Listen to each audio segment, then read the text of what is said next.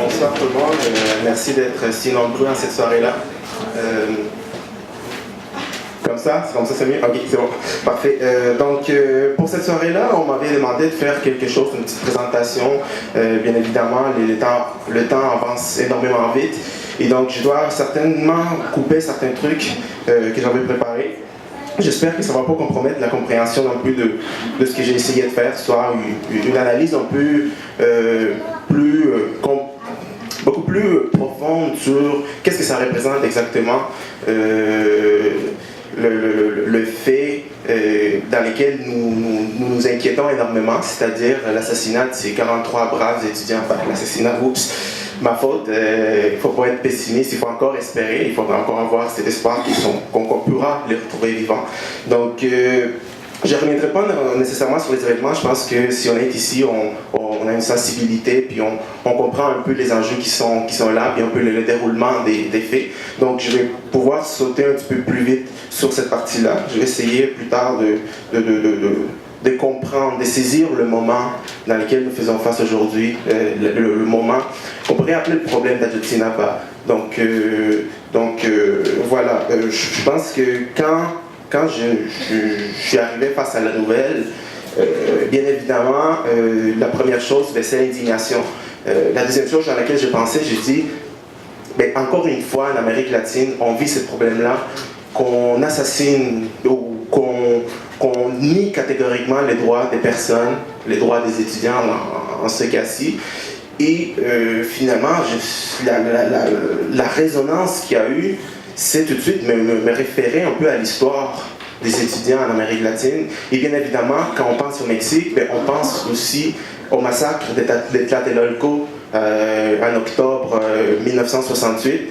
Donc, dans ce mouvement global du mouvement étudiant, lorsque globalement les étudiants se sont affirmés comme une force politique d'importance. On se réfère au mai 68 à Paris, toutes les mobilisations aussi aux États-Unis, en Europe, mais on oublie souvent qu'en Amérique latine aussi, nous avons cette expérience-là, puis que le mouvement étudiant a toujours été combatif, ou du moins, on pourrait remonter très facilement à 1918 en Argentine, lorsque les étudiants de Cordoba, de l'université de Cordoba, ils se sont mobilisés pour dire il y a quelque chose à faire ici, puis à partir de l'université, nous pouvons essayer d'amener un changement à la société. Donc, ça, c'est dans les premières décennies du XXe siècle, déjà le mouvement étudiant latino-américain commençait à s'affirmer. Et très rapidement, à partir de l'Argentine, ça s'est répandu un petit peu plus partout ailleurs. On pense à Julio Antonio Media à Cuba, qui vient aussi dire, nous les étudiants, il faut qu'on s'allie aussi avec les ouvriers, avec les ouvrières, pour construire une nouvelle société. Donc, ça a été un moment décisif dans le mouvement de transformation sociale en Amérique latine. On pourrait faire encore un autre exemple, mais en fait, non, revenons sur justement ces débuts du XXe siècle, parce que finalement, quand on fait l'histoire d'Ayotzinapa et des écoles rurales normales, on comprend qu'elles se forment dans la lancée, dans la poussée révolutionnaire de la révolution mexicaine, mais aussi dans la construction un peu en Amérique latine de tentatives d'une deuxième émancipation. Et c'est là que les écoles normales rurales se forment au Mexique, dans cette volonté d'organiser les régions, les zones rurales du Mexique, de prendre en main le destin des paysans, des paysannes, de ces personnes-là qui finalement, bien jusqu'à aujourd'hui, sont délaissées par les États centraux, par les États fédéraux, par la construction des villes, et on délaisse les campagnes. Donc je pense que le projet des écoles normales rurales, ça a été justement s'organiser en campagne, s'organiser dans les régions éloignées, et de dire finalement, il ne faut pas attendre qu'une aide nous vienne de l'extérieur pour pouvoir construire notre propre vie. Et c'est cet esprit-là qui a permis, depuis 1926, qu'a été fondée concrètement l'école normale rurale Raúl Isidro Burgos d'Ayotzinapa, justement, depuis 1926 jusqu'à aujourd'hui, ben, elle a cette force de résistance-là de se maintenir, même en passant par des périodes difficiles. Des périodes difficiles, pourquoi? Parce qu'il vient en contradiction avec des projets politiques amenés par des États qui bien souvent, finalement, ne font que représenter les intérêts d'une élite politique, d'une élite économique, et qui s'affirment même aujourd'hui. Je veux dire, le problème central au Mexique, c'est que même face aux événements, même face aux atrocités, même face à l'incertitude, encore une fois, cette classe qui est au pouvoir au Mexique vit énormément dans cette espèce de réalisme magique, c'est de refuser la réalité.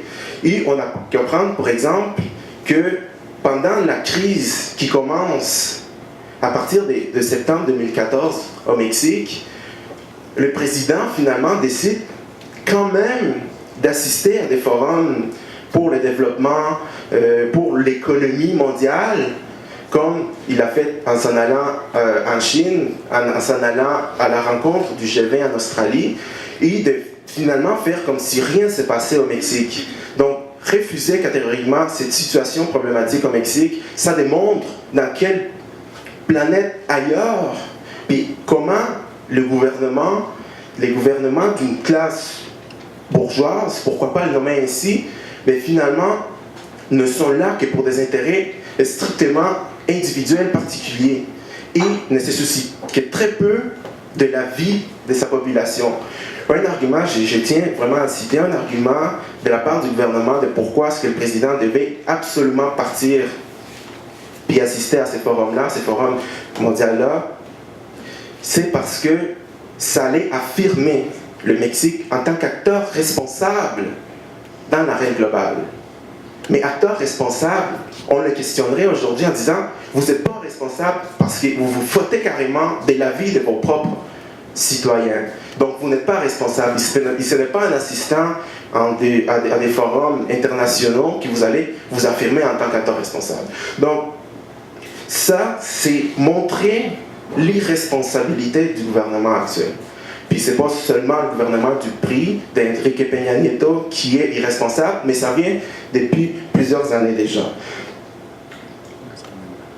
Quand j'essaye de faire un peu l'histoire du mouvement étudiant, quand on essaye d'analyser un peu l'histoire du mouvement étudiant en Amérique latine, ben on comprend que leur puissance, leur portée politique est d'une capacité transformative de la société, puis ça vient ébranler, ça vient basculer, ça vient faire trembler les systèmes politiques et économiques que l'on trouve, les États, que l'on trouve actuellement en Amérique latine, des États complètement réactionnaires, complètement bourgeois, complètement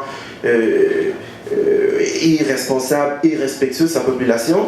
Mais on comprend que finalement, ce qui se passe, puis qu'on pourrait appeler le problème d'Ayotzinapa, ce n'est pas le problème d'Ayotzinapa.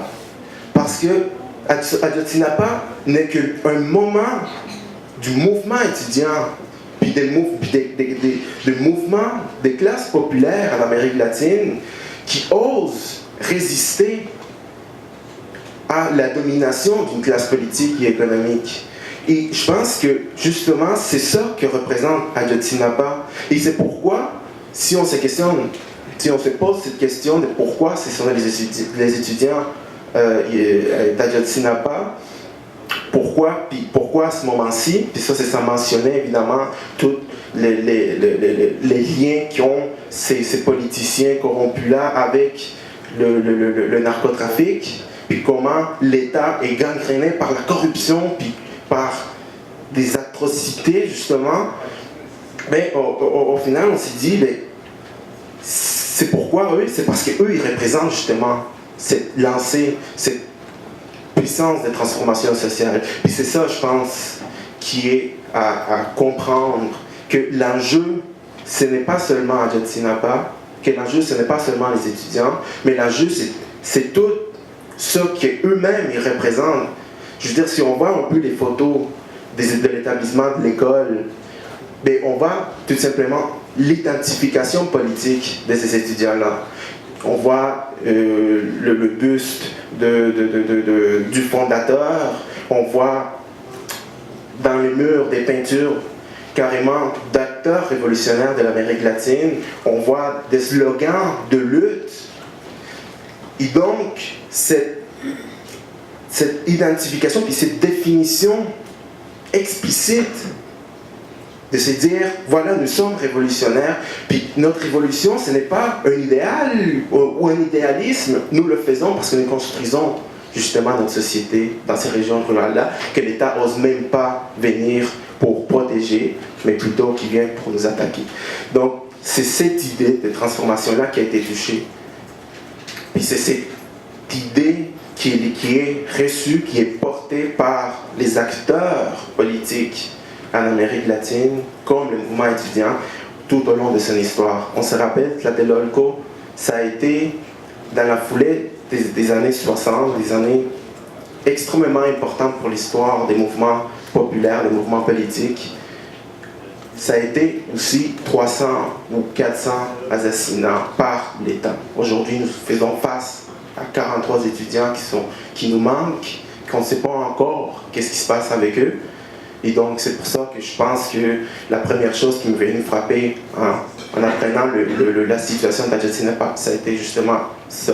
Nous ne pouvons pas attendre encore qu'un État corrompu vienne nous soutenir pour organiser la société. Puis c'est pour ça que Ayotzinapa, ce n'est pas seulement Ayotzinapa, mais c'est tout le continent latino-américain et tout le monde, parce qu'on s'inscrit dans un système qui fonctionne de manière globale.